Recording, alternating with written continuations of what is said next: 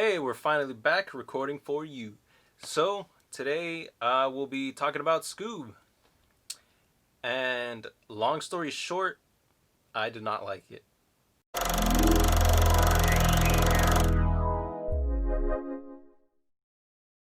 I don't know what they were going for.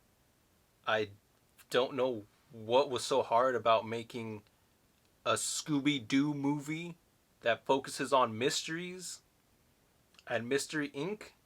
What is so hard about that? So, I'm going to try not to rant because I grew up watching and loving Scooby Doo and the cartoon, the movies.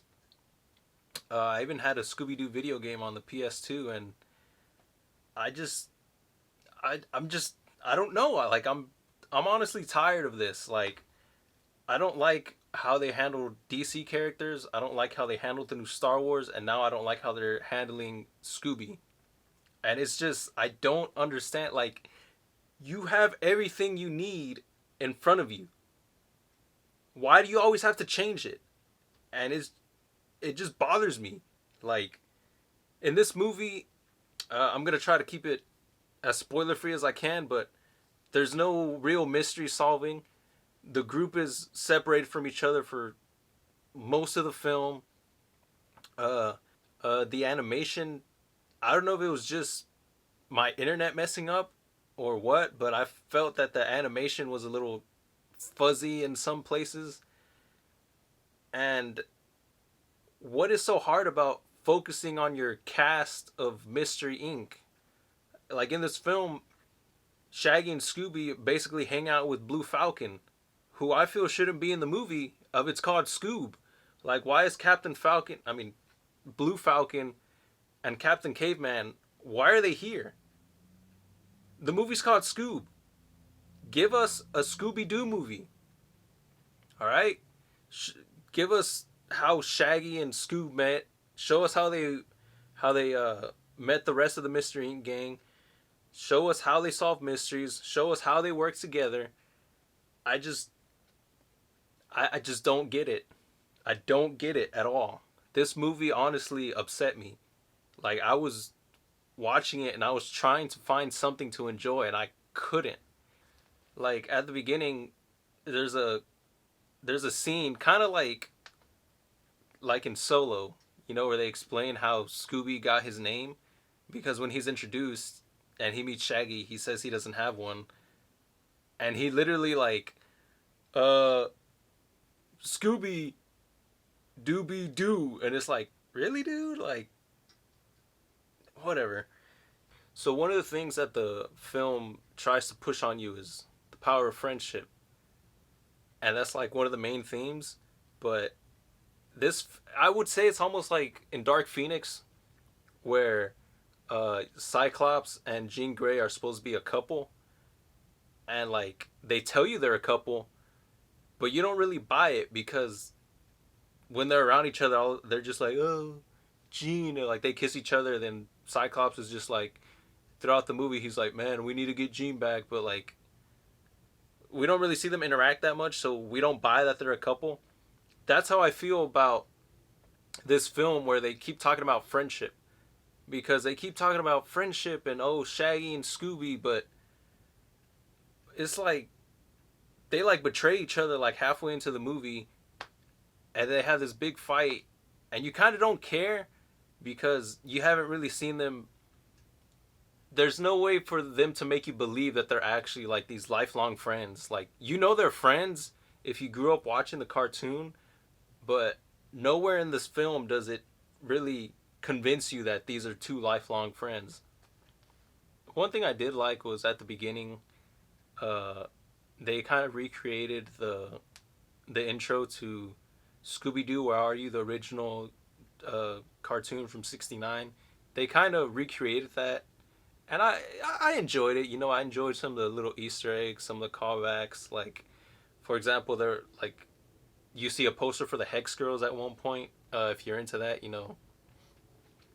But there's really not much that I could say I enjoyed. I enjoyed hearing Frank Welker come back and do the voice of Scoob, because I mean that's what he is. He is Scooby-Doo to me. And I enjoyed hearing his voice. And I'd say most of the cast is fine. The character designs, I feel they took some odd choices, like like when you see them as kids and you see them as adults are practically identical, and I don't know, it just maybe that's just a personal thing, but I didn't understand that. And there's also a scene in the at the beginning where they're in a bowling alley. I thought that was really well done. It was well animated, and even the way, like, since it's a CG film, there's not really a camera to move around, but I really like the way it was portrayed of like the camera movements. So there's really not much I can say. Uh, to summarize, I like that there's no. This is supposed to set up like a cinematic universe apparently, but it doesn't really bait you into. There's no sequel baiting, and it doesn't like set something up that we won't understand until like 3 movies later, which I enjoyed. Uh, excuse me. And the story sucked. Like, I didn't enjoy the story at all. But I mean, that's what we got. So what can we do? And yeah, I don't know. I wanted to like it. I really did. I tried, but every time I wanted to enjoy something, something else happened that canceled that out. So I don't know. I can't like this movie. I don't feel like it respected the source material, and it kind of makes me sad because Scooby Doo is like my favorite cartoon of all time, and to see it, be mishandled this way, just upsets me. And like, I can't. I barely even talked about the film because I'm just so upset about how they handled it. So I don't know. I guess they try to modernize it, but I mean, most kids will probably enjoy it, but if you grew up being a fan, you more than likely won't. Uh, I'm probably gonna forget about this movie. In all honesty, I probably will never watch it again, and I wouldn't recommend you watch it if you're a fan of the series. If you're not a fan of the series, I would not say this is a good introduction to know these characters, but it's to me this it was just very generic, and it should have focused on mystery solving, but instead it was like a superhero movie. So for that reason, Scoob, you get a thumbs down. So yeah, that was what I had to say about Scoob.